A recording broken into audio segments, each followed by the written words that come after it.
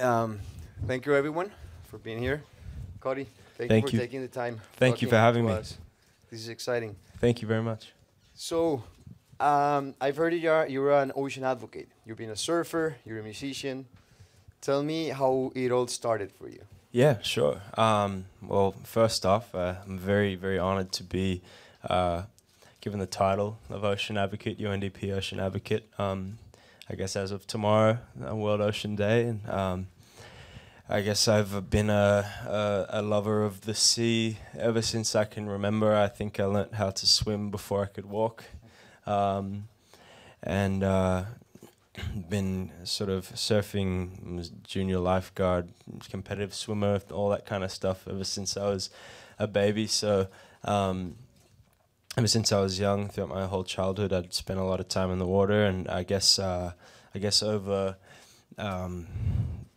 course of time, I started to, my eyes started to kind of open to a lot of the issues that surrounded the oceans, and just from by personal experience, I guess being out in the water and seeing plastics floating around, and thinking they're jellyfish and realizing they're plastic bags, or and I'm always that guy that'll take it and take it into the shore, and I guess it just kind of the passion kind of grew over time as I grew older and became more aware of what was going on around me, and I'm very happy now to be working to reduce the issues. So What are your biggest concerns in terms of like ocean degradation?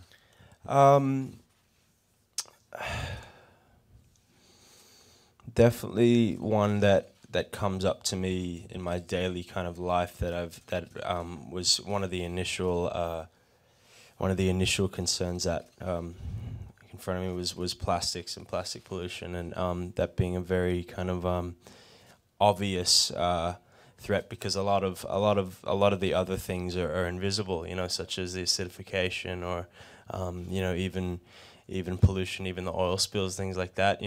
They don't affect people in human beings' daily lives.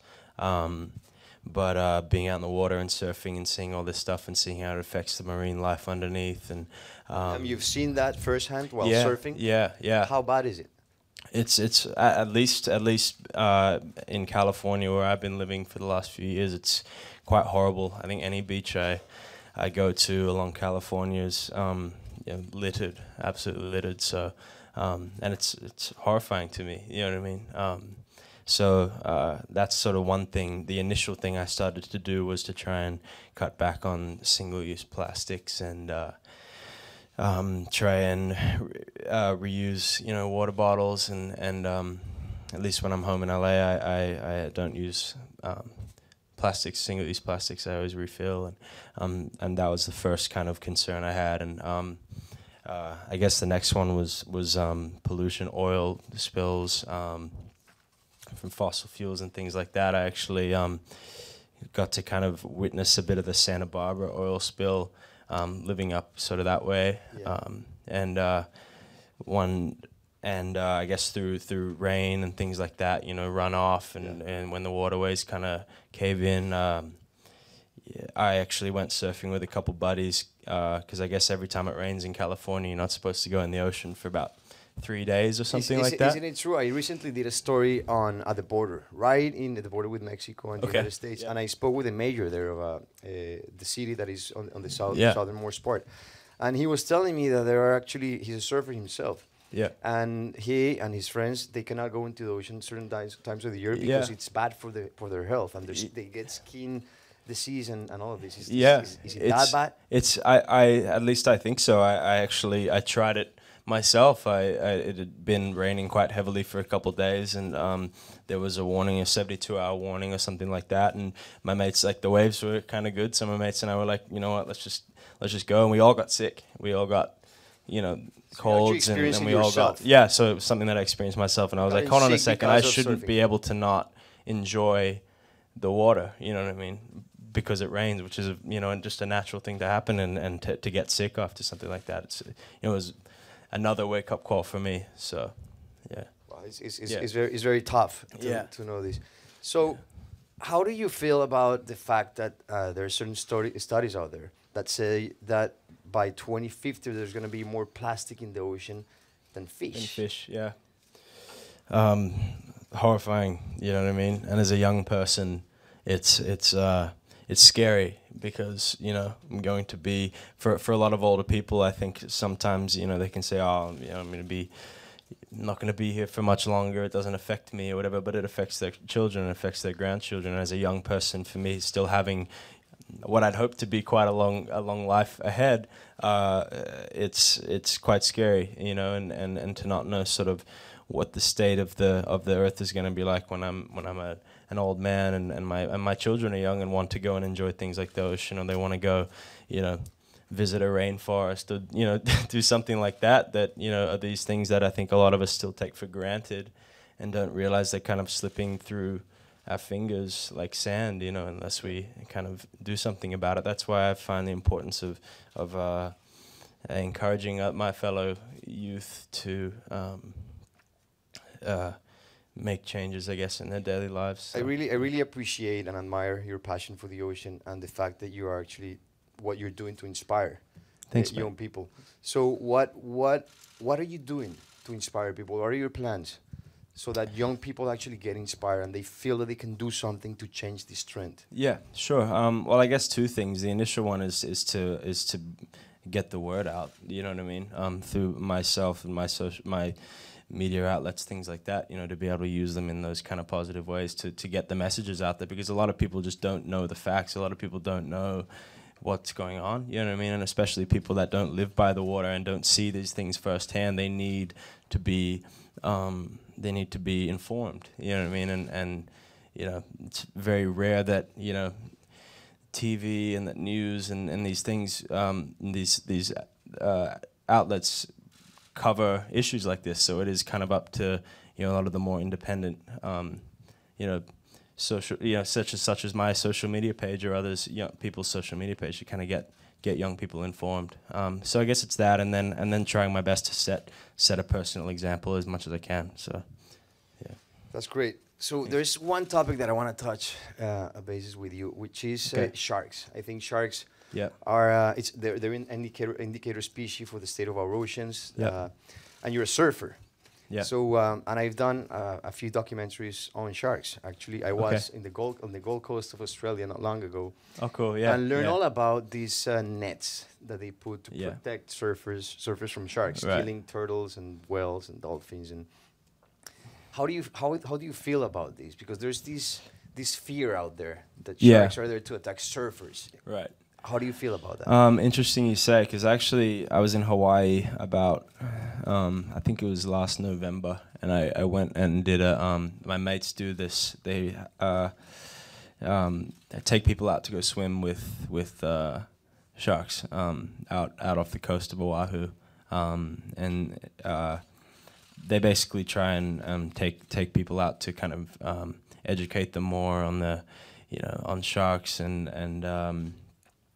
that really kind of showed me what kind of misconceptions people have about them. And I've aside from swimming with them out in Hawaii, I'd never encountered one before. But the nets were something that I guess I always kind of grew up thinking that they were something that just kind of kept sharks away and didn't harm any other marine life and now I know that's kind of not the case. So, and I don't know how well they work, to be honest. I don't know.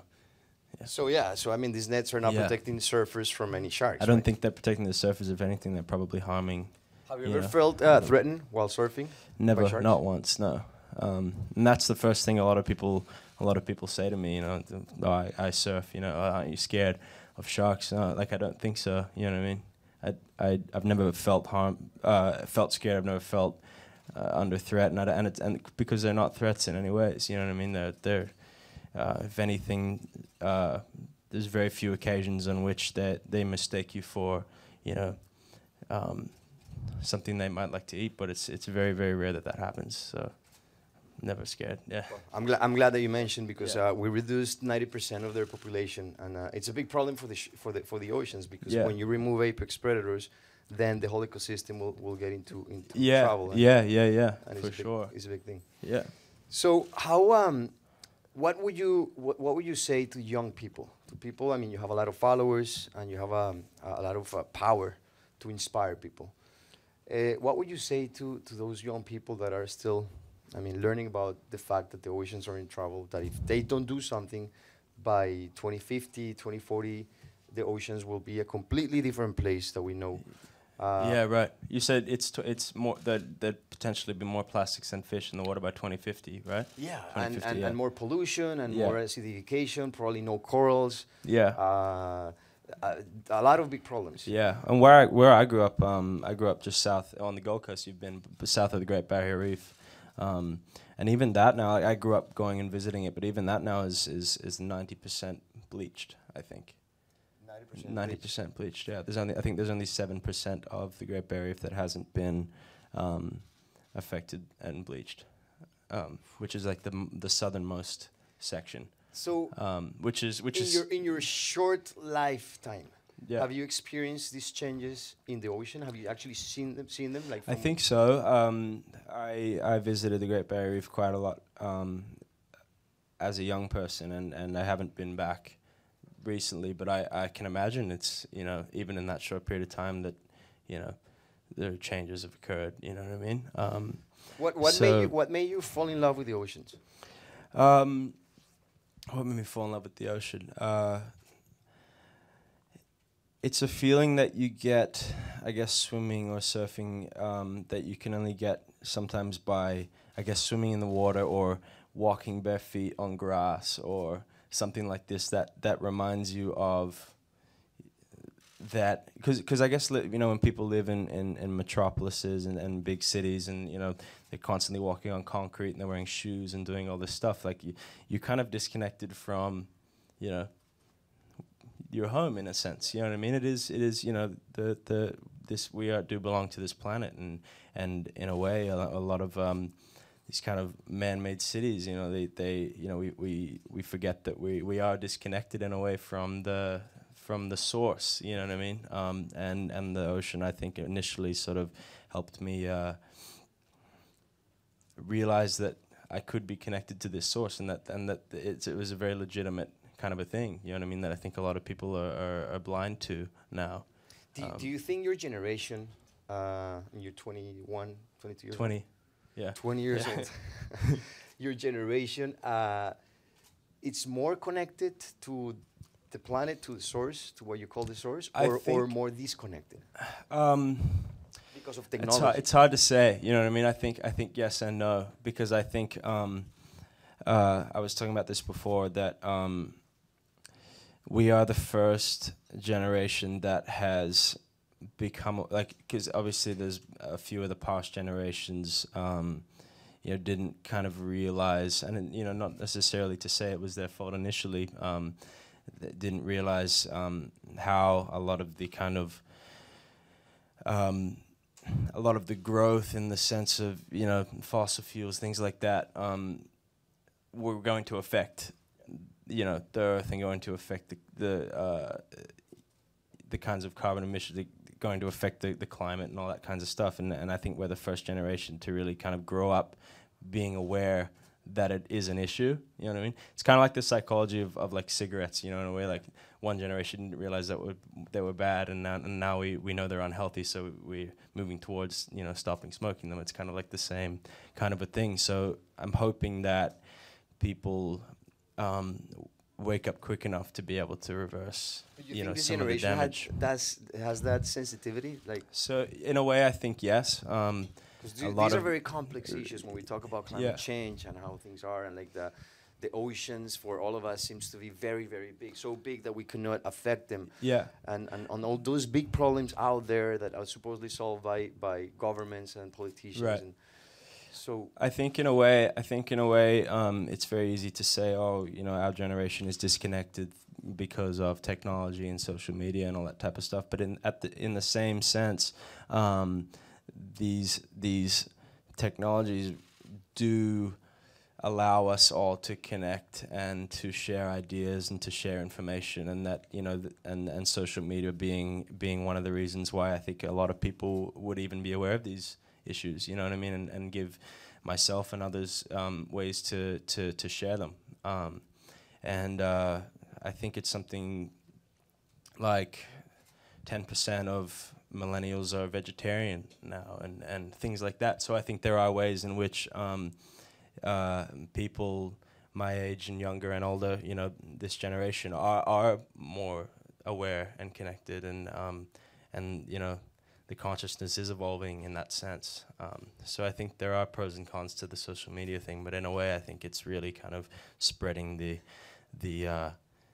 information around. Yeah, in a way, it gives power to the people. Yeah, exactly. It's like everybody has a voice now. So it's not just like people aren't being fed. And I think that's a very important message right there, because everyone, I think, has the power to change things into something, and I think millennials sort of like have that idea that they can actually be part of the change and have an impact and an effect. Yeah, exactly. In the same way that it may kind of disconnect us from certain everyday realities, it does connect us to other, you know, important things and information, and be able to share around. Yeah. Is there any experience that you would like to share with us with your relationship with the oceans? Any moment that you felt that, wow, we need to protect these, or anything? I think a couple of the instances that I mentioned before about, you know, sort of seeing a lot of the plastics and the pollution firsthand, getting sick after it, you know, rained and the river runoff came. And, you know, it's obviously it's crazy.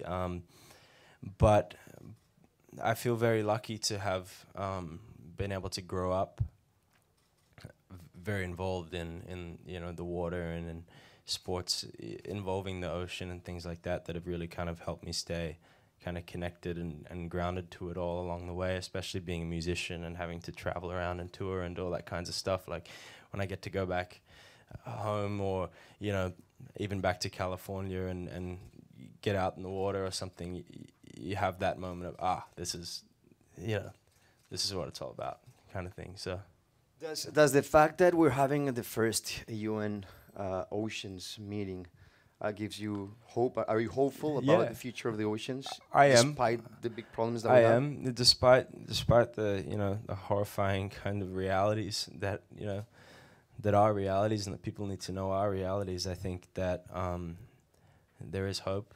I think that young people are aware and are switching on and are doing the things that they need to be doing in their daily lives, and I think the people that aren't yet will.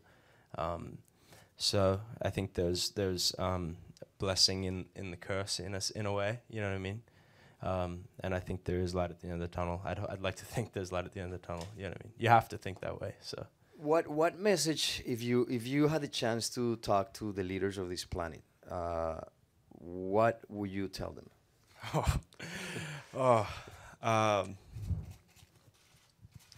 Gosh.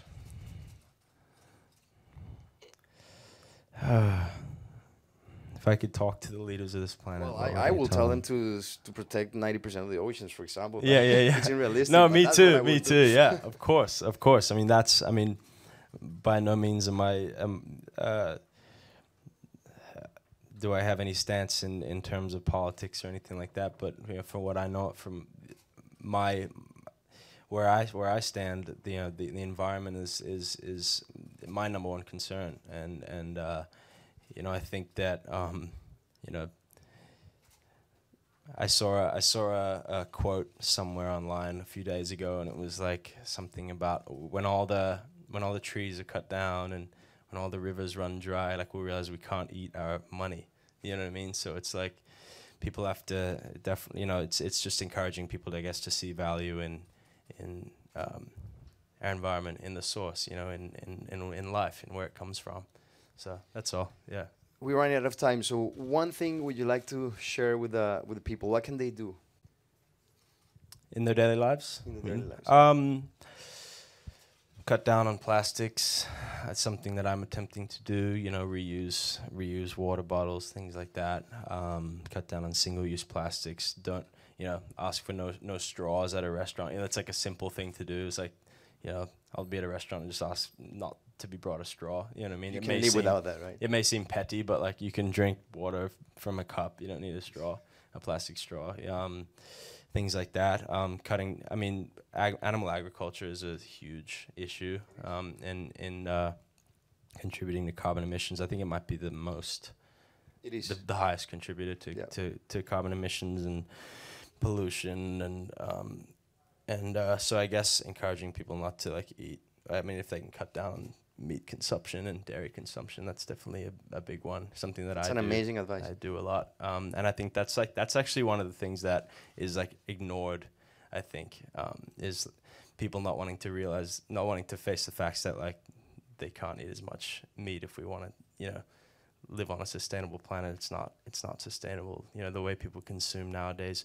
So it's something that I'm trying to do as well in my life. So those two things for sure are what I'm personally doing. So yeah.